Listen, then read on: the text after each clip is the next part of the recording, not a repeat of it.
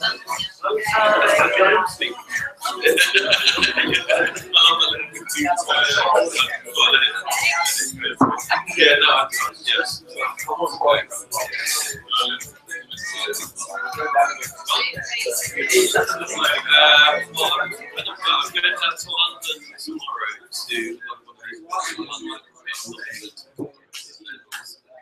everybody, welcome to the one they're in.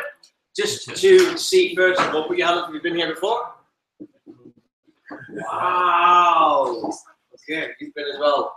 That is the least people we've ever had. Well, welcome. It's not your everyday usual venue, but it is our home for Manchester Entrepreneur Social, which is why we're here today. It's very different, and we're very grateful to be able to have the space for today. So, for those that are aware or aren't aware, a bit of a recap. My name is Daniel Halenko, lovely Kristina Batty over there as well.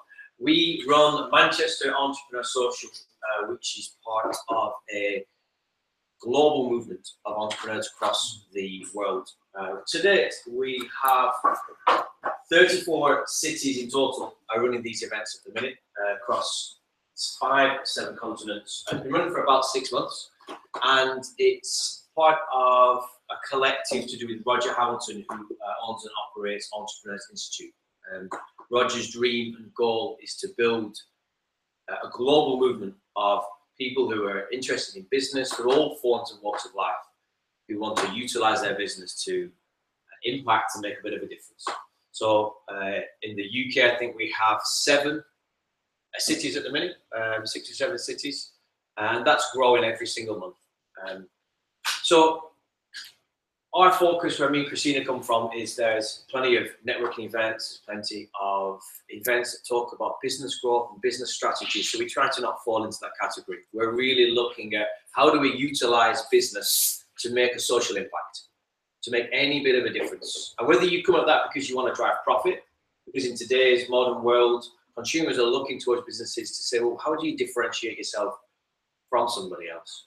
Or whether you're coming into this because you're more interested in the social element but know very little about the business side of things.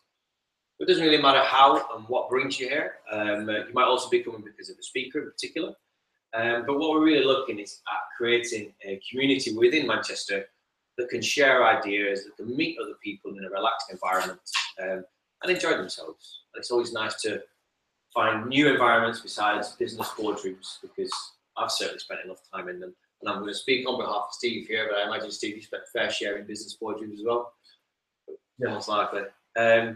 So we align everything we do with the UN's global goals. 17 initiatives designed to ultimately create a more sustainable, harmonious planet. They've been going for quite a few years now.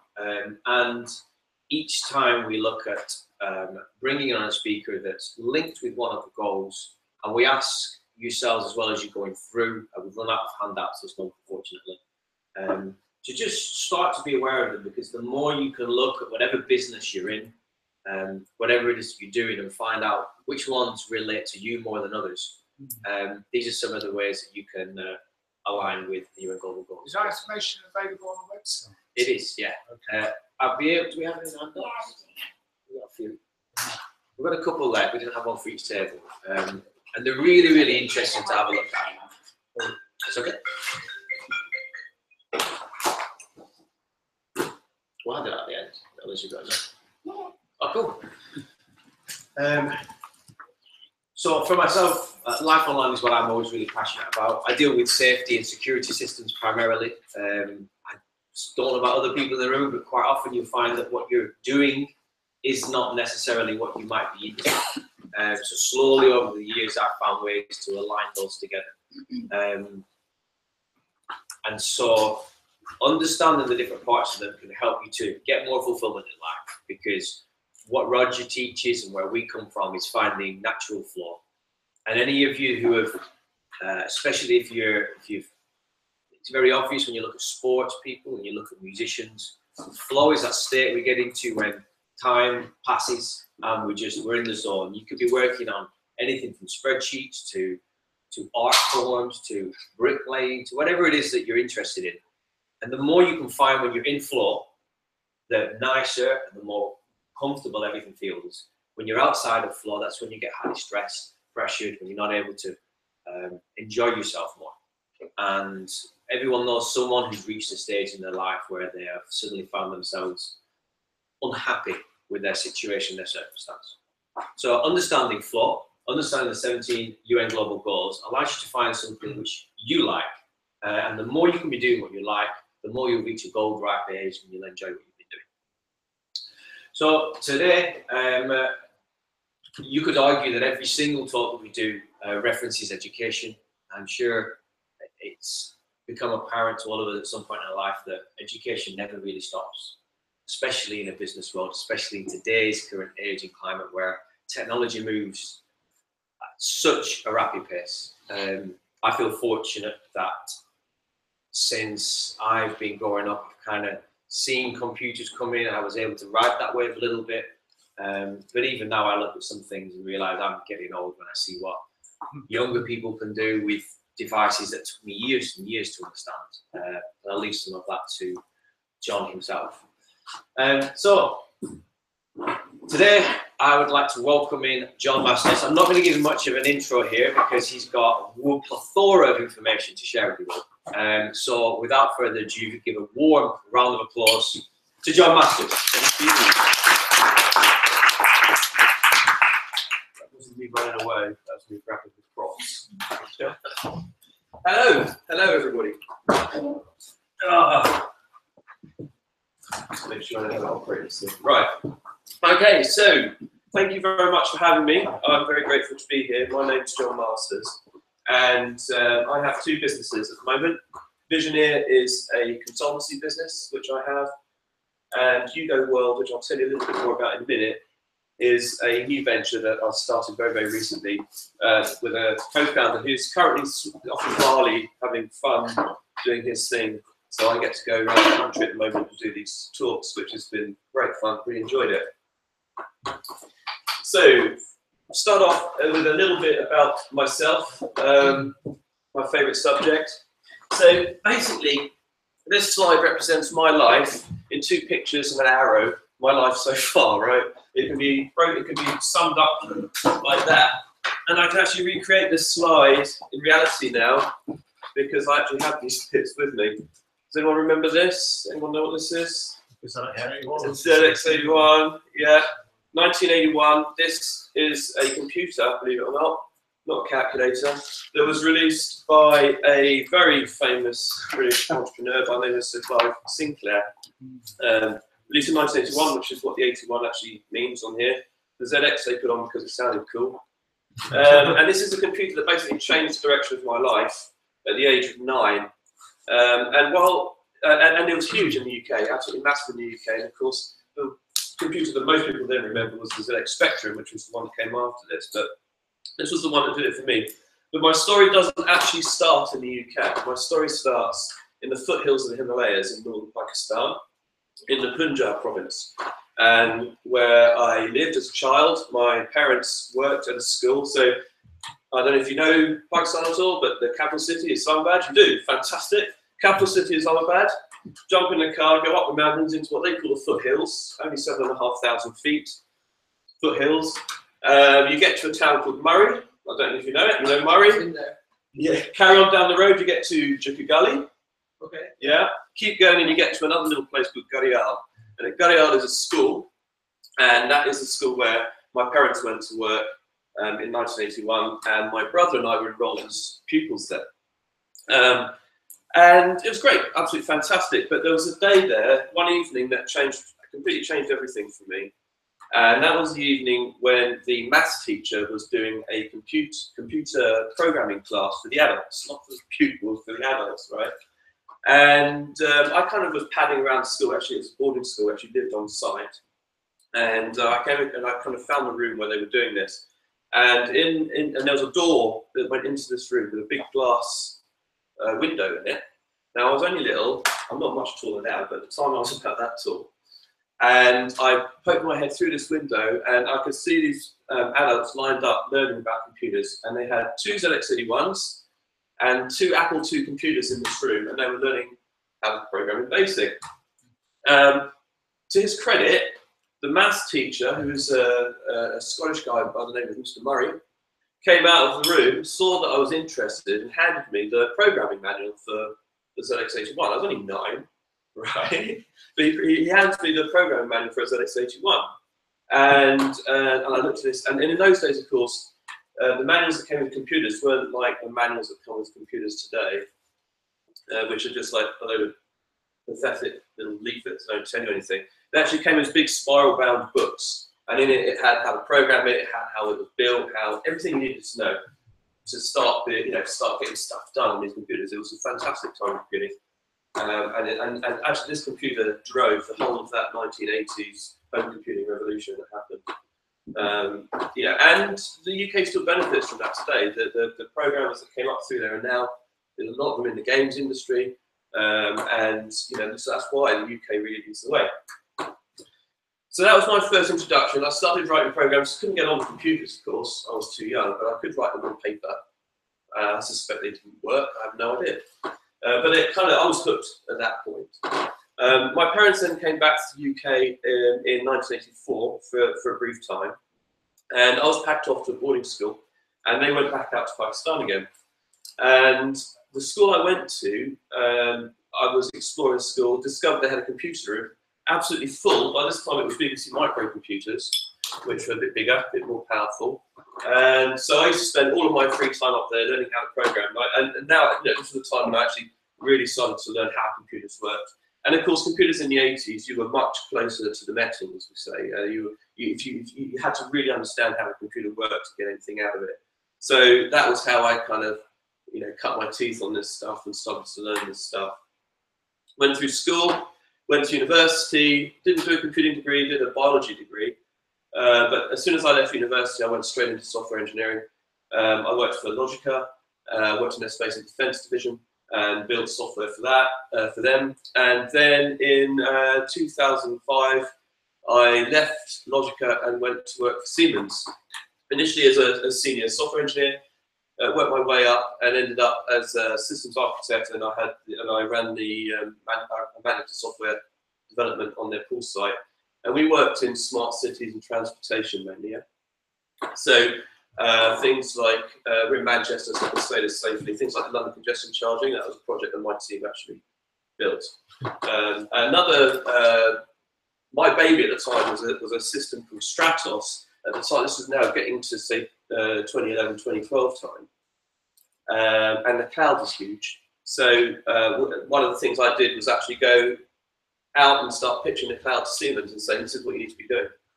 And that all came actually from I'd been to visit a friend of mine who lived in London. He'd become CTO of a startup there. They were doing the voting systems for things like Britain's Got Talent and The Voice, these sorts of things. Now you've got your phone, and you can actually vote on your phone, and there's this app that goes with it. And they were running all their back end in the cloud. And I remember sitting there, we were sat on this couch on Saturday evening watching X Factor or whatever it was. Sort of kids running around, dog on the sofa, all these sorts of things. And he sat there with his laptop. And he's managing all this back end stuff. And you can watch all these people voting on the show in real time as it's coming through. At the end of the show, he kind of closed most of it down, left 1 or 2 computers running, because people still vote, like ages after the lines close, people still vote. They don't expect their app to crash. So, and I asked him, I said, so how much did having all that, you've just done infrastructure for about 1 million votes. How much did it cost you to put that infrastructure together? And he went, oh, $4. And I was like, you can't be serious. So this was like, okay, no, cloud. So I went back to Siemens, told them, no, you need to be doing this stuff in the cloud now, and explained why. And years later, I was actually at Siemens on Wednesday, and they told me that the system that we then went and developed now has 12,000 devices connected to it. It runs traffic control systems across the whole country. It has 12,000 devices connected to it. They can now host devices for about $1 a day, which was just something they could never have done before. So, and in last month they added 3,000 new devices. That's controllers managing junctions, car park signs, all this kind of stuff. So that was pretty cool. So that was my first kind of taste of what it takes to actually get something done, a huge amount of work. I left Siemens in 2013 and started my own business, which eventually turned into Visioneer. And originally we designed and built motorsport sensors. We had a little bit of success doing that, but we kind of got to a stage where we were looking at the risk versus revenue and deciding that actually motorsport wasn't really the thing to be getting into, because it's actually quite a small market, and because of the amount of sponsorship money that's involved and that kind of thing, you have to carry a lot of insurances and things. It just wasn't worth it. So we stopped doing that. I kind of respun the business as a consultancy, and then that all changed last September. Every year, Roger Hamilton does a big event in London called Fast Forward. Last year it's called Fast Forward Business. This year he's changed the name to now Fast Forward Summit. And as part of that, he started going through the technology waves that were going to, because he's a bit of a futurist and he's into technology. So he started going through the big waves that he felt that entrepreneurs needed to be aware of in their businesses. One of those waves was the virtual reality, augmented reality wave. And I looked at this slide, and years ago I'd been playing games like Elite, and I was really into the 3D stuff. I understood the maths of it. I knew how you do that kind of thing. And it was fascinating to me that finally we'd got to a stage where the technology could actually give you a really interesting experience. So after that event, I did a bit of research. He specifically spoke about the Microsoft HoloLens, which is this device here. Very new at the time. It hadn't been released in the UK. It was only available in the United States and Canada. And I looked at that and I thought, I could do that. That's something that's really interesting. I can actually do that. So I went out, I downloaded all the software development kits and stuff, everything that was available, and started actually just generating really simple stuff and actually started to get it happening. At the same time, I met a guy who, at that event on the last day, a chap called Anthony Chadwick from Liverpool, who has a company called Webinar Bet. And he has online webinars where he trains, vets have to do this a certain amount of online CPD every year to stay qualified. It's sort of a bit like airline pilots, I guess. And he has a business that actually provides that training online. And he was super interested in the HoloLens, actually seeing what could be done in augmented reality to actually make that training more effective. But he didn't have a development partner. So I went and connected up with him and said, you tell me what you need and I'll go away and make it. So I did that, and I built him the first 2 or 3 apps for HoloLens that he then used to go and raise investment. And with that investment money, he founded HoloVet, which is a new business. And they have just been valued, I think some of it's a couple of million, something like that. So off the back of that, he was able then to, there was enough there, there's enough of a demonstrator there that he could actually go out and create a new business. At the same time, I partnered up with a chap called Chandresh Pala, who is also part of the Entrepreneurs Institute community. And I first met him at the Fast Forward Summit. Then later in November, I'd gone to Bali to a Entrepreneurs Accelerator program. And he was one of the mentors there, so we kind of hooked up. And Roger was there as well. And we'd spoken about how, how do you create an augmented business, reality business, how do you do these things. On the way back, I was sat at Bali airport and my phone was, got internet, my phone messages start coming in. And one of them was from Chandresh saying, I really want to be involved in your business. Couldn't really say anything while we were on the course because it would have been a bit inappropriate, but now we're done, I really want to be involved. It's like, yeah, okay, this sounds like a great idea. So together we started building just apps. This was taken at Context at the Olympia. Chandresh has got he's got lots of businesses, but one of them is events and exhibitions technology business. And we wanted to see what opportunities there were for augmented reality in that space. So we just threw together this demonstrator. This is a screenshot from it taken at the Olympia. It kind of gave you a virtual exhibition space, and then what you could do is you could actually say, give me this in full size, and you can actually walk around it, and we can try that later if you want. I've got all this stuff here. We can try that. We try the ZX as well. Yeah, I'm going to say one absolutely in black and white, really jerky. Yeah, so we can do this, and I can show you the stuff that we did for Anthony Chadwick as well.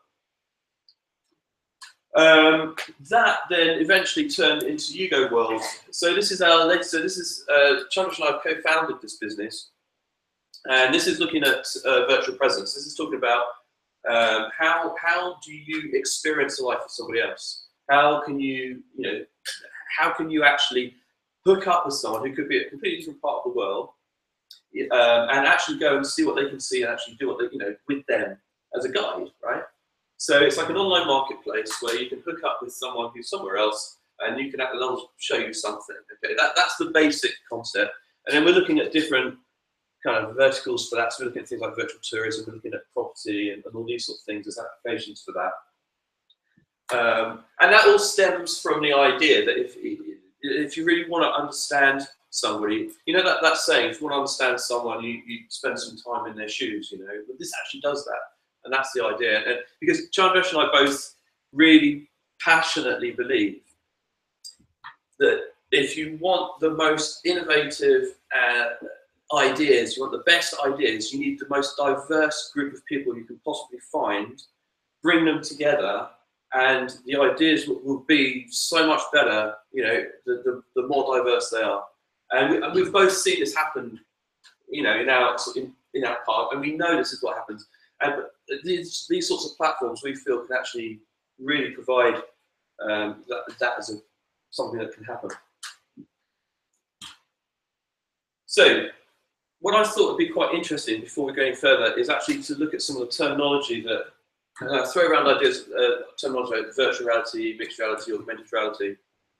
I think most people have probably heard of virtual reality, right? You all know what virtual reality is. How many people have come across augmented reality? No, augmented reality is right. Okay, so quite a few. Okay, so there's a load of different ways of actually defining this stuff. Some people will talk about mixed reality as a continuum with virtual reality at one end and reality, I guess, digital at the other end, and augmented reality in the middle.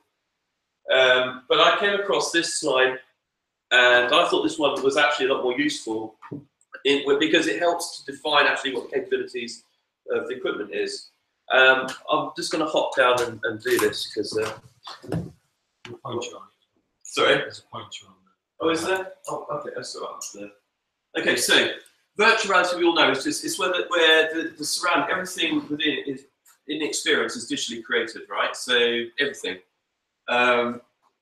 Augmented reality overlays digital content into the real world. But then we also have devices like the HoloLens, which can take it a step further. And what the HoloLens actually is able to do is it understands what's in the world. It has a capacity to figure out that something's in front of something else, for example, which means that the digital content actually blends in with it. So if you look at the difference between these two, you can see in your augmented reality, you've got some digital content just overlaid. But here, the digital content is actually behind the couch, and the couch is in the real world, right? So that's actually a really hard problem to solve, and Microsoft has solved it to a point. So you can actually mix up. So you can have digital content, for example, that would, knows where things are in the room. There's a game, I was talking to someone about this earlier, it's one of the demo games that comes with HoloLens, which is like a murder mystery. And the characters from the murder mystery will actually sit on your furniture, which I think is incredibly clever. So that's kind of like mixed reality for me, I think, is a better way of describing it. That said, for any software engineers in the room, probably maybe a few. No, okay. Software people will get into almost religious arguments about the smallest of things. So it's going to get heated at some stage, I'm sure. So this is the kit that's kind of out there at the moment for virtual reality. So this is your Vives, your Oculuses, and your PlayStation VRs. This has been around for quite a while now, and that's everywhere. There's a ton of stuff for that. There's games and applications for that all over the place. So we've all seen that. This is the new stuff. Some of the new stuff. So this is the Windows 10 holographic thing. So it started with HoloLens. So there's a HoloLens there. But HoloLens, what they've done is they've released the Windows 10 holographic edition to other hardware manufacturers as well. So people like Acer, HP have built headsets that are actually running Windows 10 holographic. So Windows 10, the operating system on the HoloLens is like a mobile operating system. It doesn't need to be tethered. These are some of the newer stuff. So this is where augmented reality starts to become a little bit more interesting, because these are designed for outdoor use amongst other things. HoloLens isn't. But these are Android devices. And the way they work is quite interesting, because you know how you can get like an iWatch or an Android watch, and it becomes almost like a second screen controller for your phone? That's basically what these are, which means that it's very, you can create apps and things like that very quickly, and deliver them on the app stores and all these sorts of things. And so these are companies like ODG are doing this. And they're great for things like warehouse picking systems, for example, training applications, that kind of stuff. So this is the Gartner hype cycle, so we can see where this stuff is. This is actually 2016, so it's a little bit out of date. But we've got virtual reality sort of coming up the slope of enlightenment here. So there are good, solid businesses now coming through that are doing virtual reality. It's kind of been through this whole sort of trough of disillusionment stuff, we all know, everyone knows about the Gartner hype cycle, right? This is no, okay, so Gartner, every year they release this graph here with the technology spread across it. And what it does is it works on the assumption that all technology kind of follows this kind of adoption curve. You get an innovation point where the new technology is coming through. The people involved with it hype it. And then something happens. So think Google Glass, for example. Something happens, and then suddenly the industry kind of says, "Now, done with it. This is, and it all plunges like it." The businesses, a lot of the businesses up here will now, the businesses aren't that sustainable, will disappear, and the technology will kind of plummet into this what we call trough of disillusionment. At that point there, the people who've got a really strong business models, the people who really understand this stuff, will then start to build more sustainable businesses, and then you get a better growth. And so entrepreneurs generally, I guess, we're kind of trying to pick stuff up here, aren't we? We want stuff that's kind of gone through the trough, and something that we can actually create good good business models out of. So we've got virtual reality has kind of come out of this trough now, and is starting to come up. Augmented reality in 2016 was here. I'd say now it's probably coming up too. And then down here we've got even, we've got the crazy stuff. We've got things like brain thought control stuff, 4D printing, human augmentation, quantum computing, all these sorts of things that still kind of work. So they're very, very early technologies now. They're kind of working their way up there. This is the projected growth, sort of revenue forecast of augmented virtual reality. So you can see that the growth that's expected is massive. It reaches nearly 150 billion globally by 2020. So there's a lot to be done there.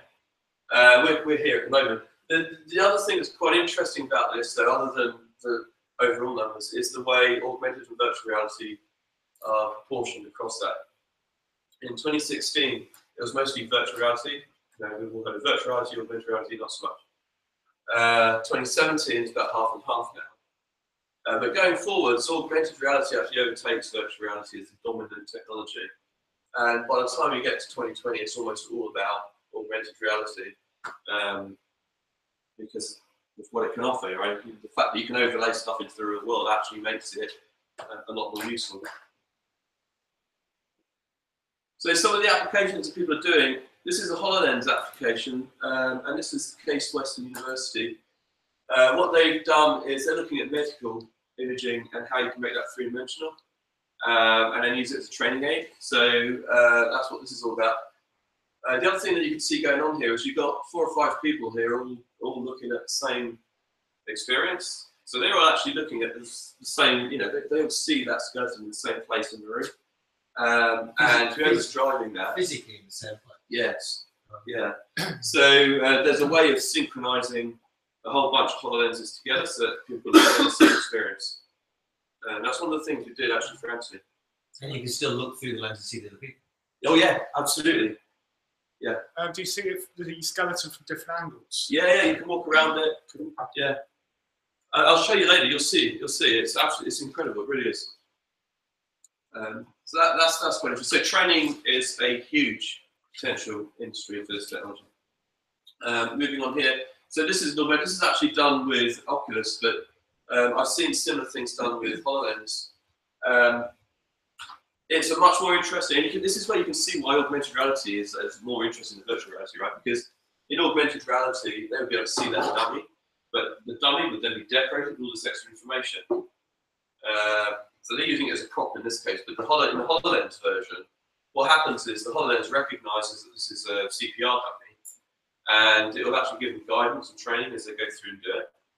So that's really interesting, because that is proper AR, that is now, because we're taking a real world object and augmenting it with extra information that actually adds value.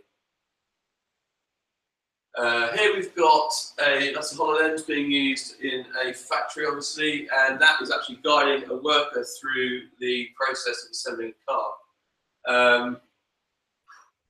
There's some great applications here that have got some real business benefits, because what you can do here is you can actually say, I'm trying to think of a concrete example.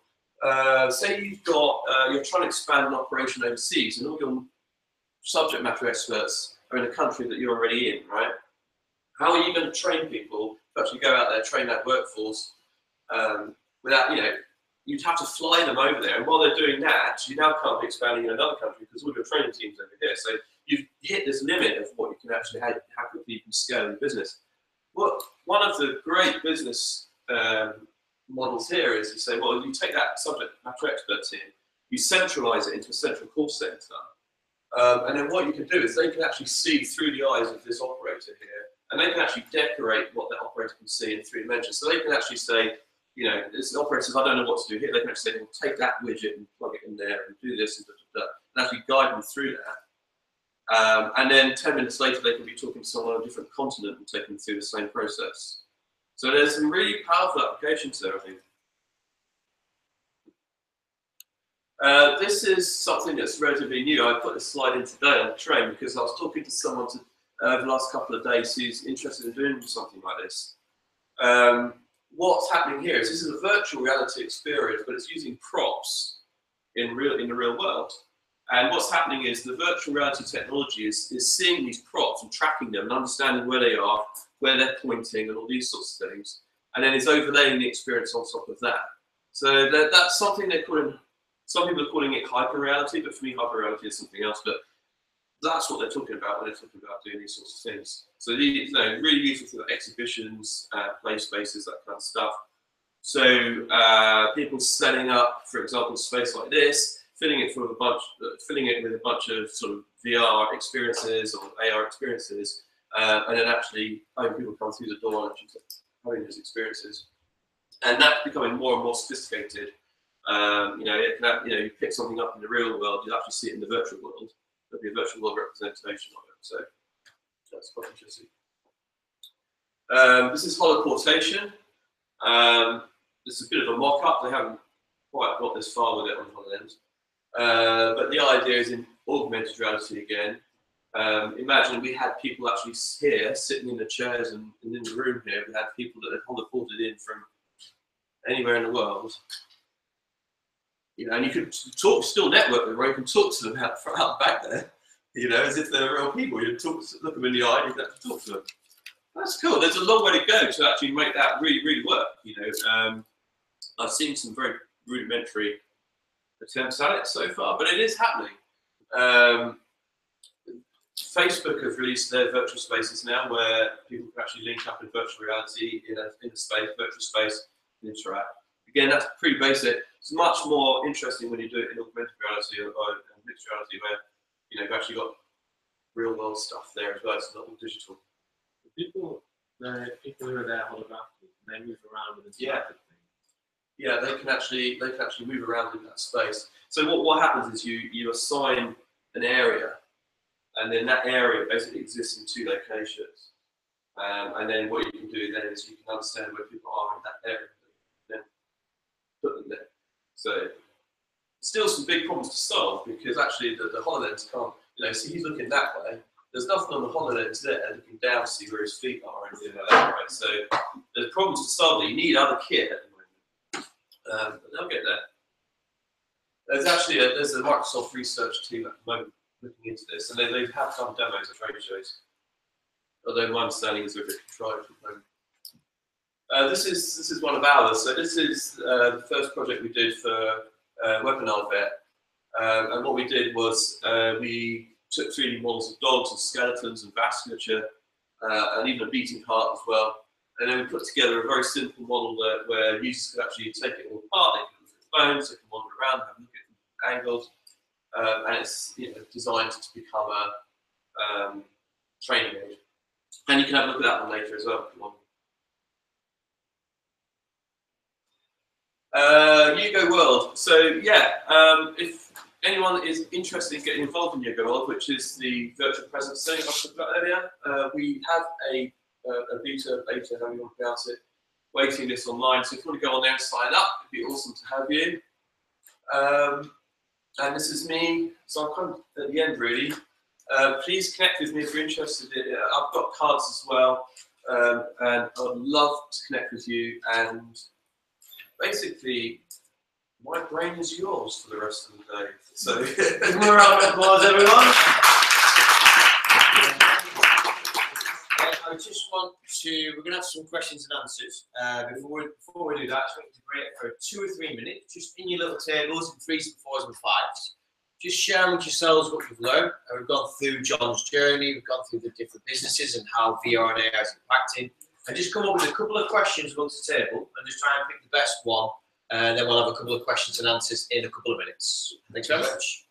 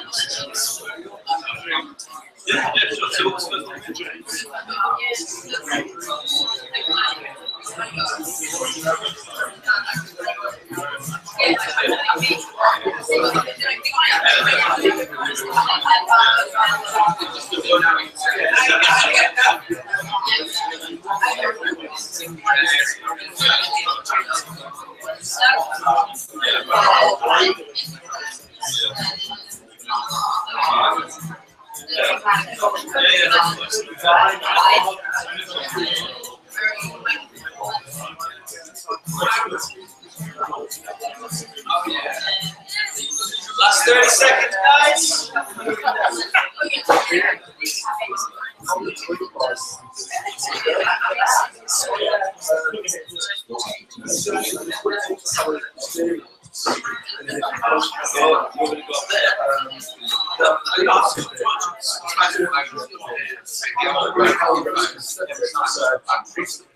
Okay, 5, 4, 3, 2, 1, and finish. Thank you very much. Yeah, I hope you thoroughly enjoyed yourselves. That'll be a bit more challenging. I hope you thoroughly enjoyed yourselves. Certainly fascinating for myself. I'll kick off the first question, and then we'll come to around the different tables.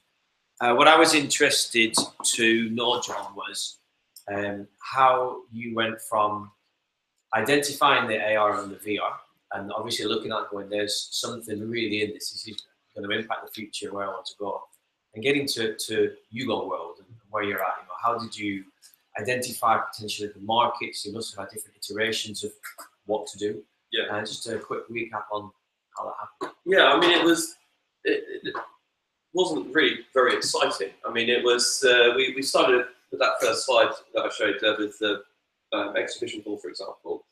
And what it was going out and talking to people, getting into those places, and then just seeing what kind of traction we got from the ideas.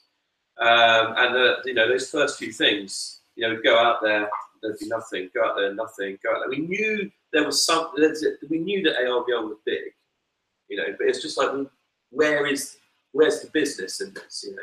And it was the thing that really triggered Yugo World was when we went out there and said, hey, if something like this existed, who'd be interested? And everyone, you know, and it's like, okay, now we've got something, you know. So now it's the case of sort of following, you know, those processes outlined in the Lean Startup, you know, those kind of experimental processes now, and actually trying to really kind of hone in on that bit of value. And then once we've got the value sorted, then it will be a time to then, okay, now how's the growth model going to work? Given that that's now the business model, how do we now scale that out? And that's kind of the process that we're kind of working through now. Cool. Thank you very much. Do we have our first question from any of you guys? Yeah, I was interested. I've got a software platform in the events industry, and I'm still trying to fathom how to get a lot of the old schoolers from pen to paper to actually to digital. That's how far behind. Yeah. You've got the likes of Eventbrite, you've got the likes of Ticketmaster. I'm there, but 15 years behind them. Yeah. How I can see this, and I've used, as you put this Oculus Rift, and it's very expensive. Yes. And I think the price point, I mean, I can certainly see the application for food and drink producers and the exhibitions, you know, and putting them in touch with exhibitors. I can see this. Yeah. It's getting them to be able to afford to be able to do it, and the mindset change needed to do that. How how did you overcome that with the products that you actually brought onto the market? In terms of the exhibition stuff, I would say that's still a journey we're on, because you're absolutely right. We hit the same sorts of things. You know, the people who organise the exhibitions actually don't have a huge amount of money. You know, they really don't. You think they do because they hire these enormous venues, but they really don't. But we were kind of looking at use cases like floor planning. We were trying to avoid the whole.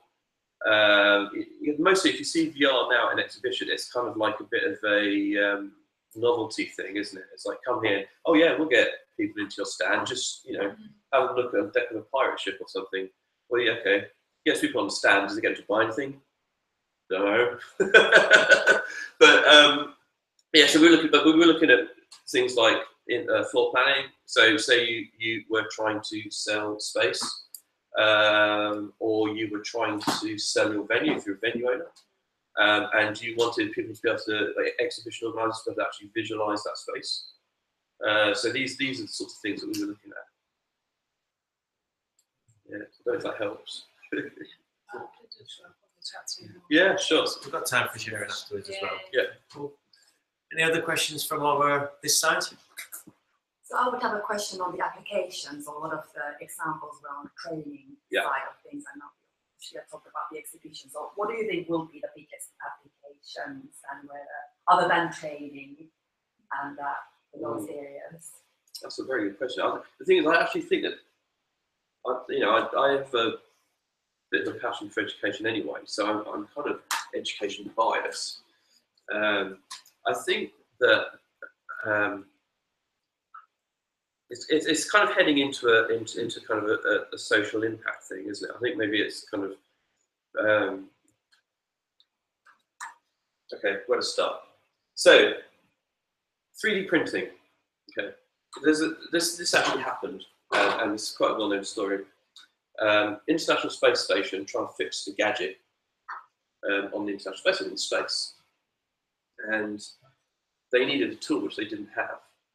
So they radio down to ground control and they say, we need this tool. Or I don't even think they did that. I think ground control overheard them saying, if only we had a widget adjusting spanner size blah, we don't have it. So what do ground control do? Do they send it up in the next Soyuz capsule, which costs hundreds of thousands of dollars, maybe more, right?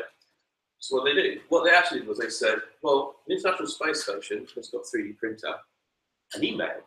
So if we make a model of the tool they need, and we email them this model, they can actually print out the tool, and now they've got the tool. Then you start thinking about, what does that actually mean? Does that mean that emails, right, you can actually export stuff that way?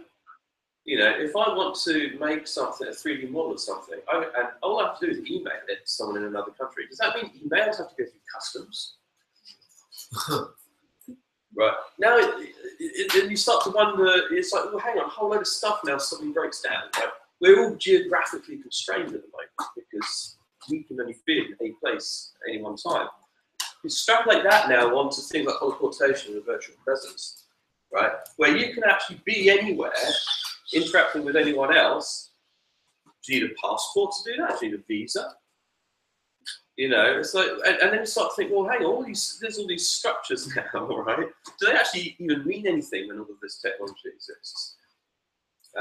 So much stuff kind of breaks down, and I think it's almost like it's impossible really to say what effect that's going to have in the long term. But one of the things I do think is exciting about that, though, and it kind of links back to education, as someone about earlier, is imagine at the moment societies exist. We're all here because we can all get here, you know, and we've all got a common interest in entrepreneurship, and that's why we all came here. But imagine if geography wasn't a boundary anymore. You know, you imagine what does societies actually look like when that happens? Where you know, you have an interest in something, and anyone from anywhere in the world can join you and be part of your social group, be part of your you know, of your society now. Where's geography in that equation? It's all about now. It's all about the knowledge. It's all about the thing, the thing that interests you. You know, and for me, that is so exciting. Imagine education where, imagine having some topic people want to learn about, and it's visualized in it's 3D. It's linked together where, you know, this is linked to that. It's kind of like neurons are linked in your brain, you know, and you can explore that. And the only thing that group of people have in common is that they're all interested in that one thing. They all want to get together and explore it together. I think that's incredible. You know, what impact does that have on society? I have no idea. But I think society is just fundamentally different at that point. And so I've kind of gone off track, haven't I? But that's kind of what excites me. That's what excites me. Follow-up question for Chia. The graph showed about the trajectory of the market. Yeah. Is that based on hardware or content? That is So all of it. Market? That's total market, yeah. So software, hardware, the whole lot. Yeah. And your specialty, I missed the beginning. So your specialism is in creating content, or? We're creating content, yes. Yeah, we don't create hardware. That's something we'll let the Microsofts and the Googles and the Apples do. Because I was going to say potentially that graph is actually underestimated. It could be. Yeah. And who knows what supporting stuff comes off the back of that. So, you know, it's incredible. I mean, well, like probably example interested in multiple times, but there's a lot of VR already. Yeah. Red Bull, Yeah. they did that big demo, didn't they? Where they actually had about Holland, wasn't it? I don't know. Yeah, they had a small groups of people, and they had a Formula One car, I think it was, in a exhibition stand. Yeah. All driven through I think it's through an iPad or something. They drove a presentation to the VIPs, the exhibition thing there, and that was fascinating. I thought that was really interesting. But again, that's her point about the cost. Yeah. It's all well and good, but you need to get the cost down. Yeah, but the cost today, I give it. When you look at PCs over the last 5 years, everything phones, and I just think it'll drive down in no time. Yeah, do you know if there's quartz crystal used to make the vendors, because that's rocketing up in price? I don't know. Okay, interesting. Are these machine quartz or natural quartz? I use a lot of crystals. I just know that that's going to become, if not already, one of the big expensive commodities that's rising. It'd be interesting if they don't use quartz crystal. I mean, they've got chips in, so I imagine they do. I don't know. Yeah, I'd say the clocks are usually made out of quartz, aren't they? But they're only. I don't know about the quartz side. It's a software answer. I don't deal with the hardware. I do play with hardware occasionally. One of the things I do is design audio compressors as well. But I don't know. That's a whole different thing. Yeah. But yeah. Okay. Thank you very much for your question. Anyone, Christina? Yeah, just to follow on what that lady was saying, I was watching a really fascinating TED talk the other day, and they were talking about the impact on consciousness in a way, with virtual reality, augmented reality, and they were saying about how it's actually improving to increase empathy because of that very reason, because you're touching and stepping into somebody else's shoes, and it really could help to break down miscommunications and ignorance with regards to different cultures and actually start to kind of bridge that gap between different cultures, which is really it's on the Manchester Entrepreneur Social Facebook page. It's a really good tool. Yeah, just there was more of a point to. That's awesome. Are there any other? Yes, so there's around the cost. I had another question. Yeah. In one of the slides, we saw those glasses that were connected to the mobile phones. Yeah. So I can see that's a big market in the future. At the moment, are those glasses on the market, or is that something to come? They're on the market now. You can get Epson do them, IDG do them. I've got some links somewhere. If you want, drop me your email address and I'll send you some stuff. How much do they cost? At the moment, those particular ones between, I would say, £700 and up to £2,500. The Holland is £2,500. And the Hugo. The website that you have, do you already have a platform where people can connect using those glasses at the moment? Not at the moment. What we're doing at the moment is we are out raising investment cash, and we are in the process of hiring a team out in India to actually go ahead and do that. So yeah, that's where we're at the moment. I see that being done. No, really, like Thank you. if people could just connect anywhere, Yeah. not for a specific purpose, but even just like for like mobile phones. That's how mobile phones came in. It's the same concept, isn't it? We're actually starting with mobile phones because we recognise this stuff's too expensive at the moment. It will come down in price, as I said, massively.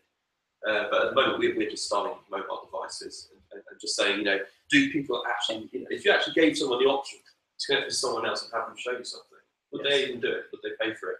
And that's the learning and research that we're doing at the moment. And then the applications are endless. Yeah. If you just keep it free in a platform where people can connect, like Skype, for example, but the AR. Yeah. Just conscious of time. There's another question. My question was, what do you think is the future of AR? Is it going to be mobile apps, or are they going to be wearables? Because currently, I think everything is going massive companies are working on wearables, and this is the focus. Yeah, that's definitely the focus. How are we going to get it to the consumer market apart from the price? Yeah, I think that give it 5-10 years maybe. Mobile phones as we know them today won't exist. It will be wearables. Everything will go into wearables. Yeah. How long can you wear these glasses for at a time? I've worn that for 5 or 6 hours when I was developing on it. They're actually pretty stable. They used to be not so long ago, and there are still some cheap devices that still do this. There's a bit of a lag in there that can make you really quite ill. That one hasn't made me ill yet. It's actually very, very stable. People are now starting to understand what it is about these experiences that can make people ill, and they're designing that out of the hardware. So there's lots and lots of learning going on in that area. And one last question just to wrap it up, which is about if you look at your YouGo world and where you move forward. I know you personally for the last year or so as part of Roger's group. How do you see your company moving forward in the future? You touched earlier on about the impact you can have on education in general, whether it's HoloVet or something else.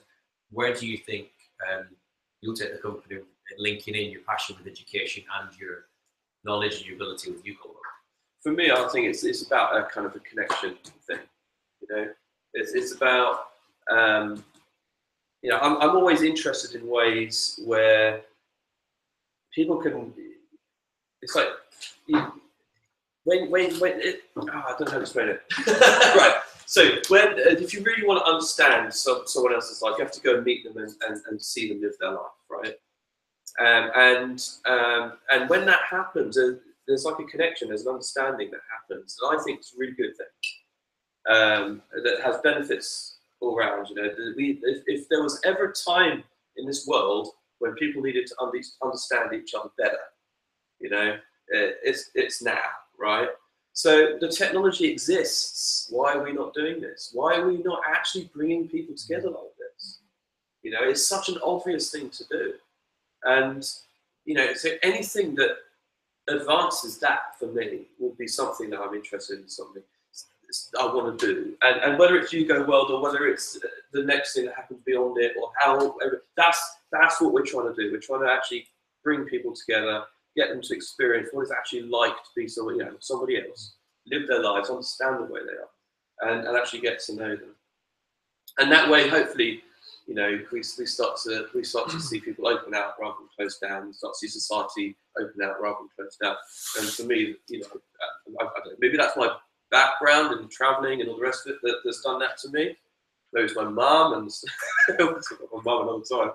But this is what this I think it's got to be. It's what we've got to do. We've got to do this. It's an imperative that we have to do this. Fantastic. Everyone give Mr. Jon Masters a round of applause.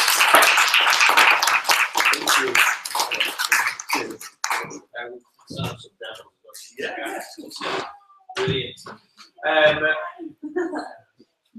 Okay, so that's the end of our formalities for today. I want to very quickly say thank you to The Wondering. If you haven't been here before, this place has all sorts of events, from business events to workshops, talks, everything. There's a beautiful bar and beautiful food. There's food afterwards if you want it, served over in the bar, or you can get it from the bar anyway. We're here for the rest of the night if you want to stay.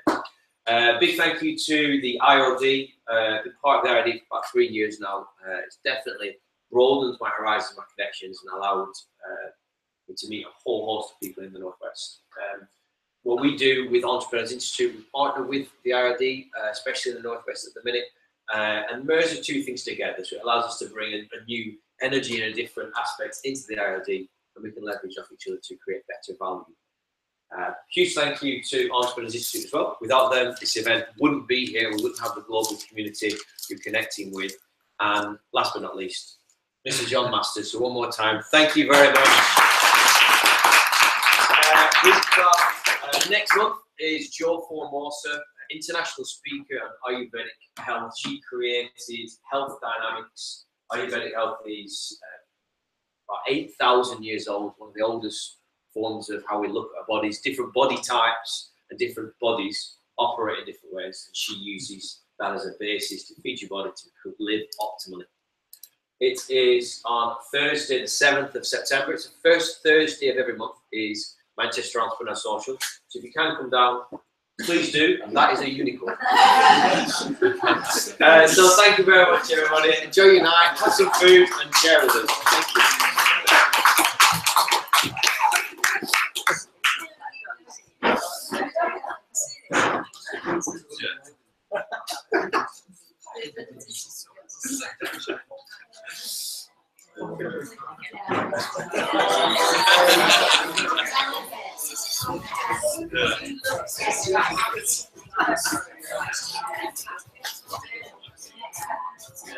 Oh, yeah, this has got a camera in it.